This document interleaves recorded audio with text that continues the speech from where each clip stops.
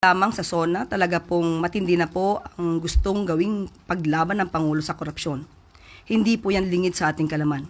At nagtalaga po siya ng bagong commissioner sa katuuhan po ni Commissioner Ariel Nepomuceno nito lamang July 2025.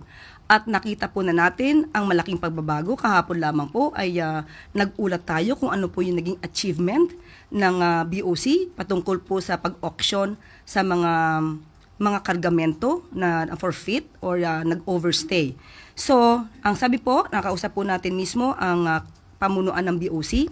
Sila po ay nakipag-ugnayan na sa American Chamber of Commerce at pati po sa US Embassy through the FA.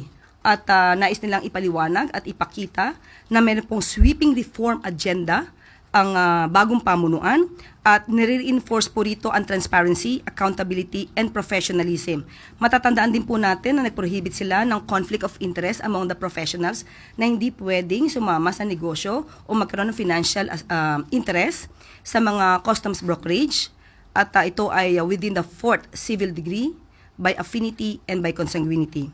So, nagkaroon na rin po ng modernization ang BOC, 96.99 digitalization rate na po sila para po mas mapabilis ang proseso. At kasama po dyan yung implementation ng overstaying cargo tracking system, enhanced and travel system at ATA CARNET monitoring.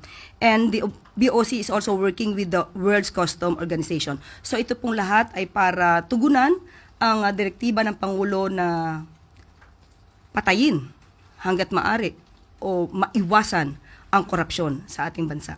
So, with this report, tingin natin at maaasahan natin ang magiging positibo naman sigurong tugon ng US State Department.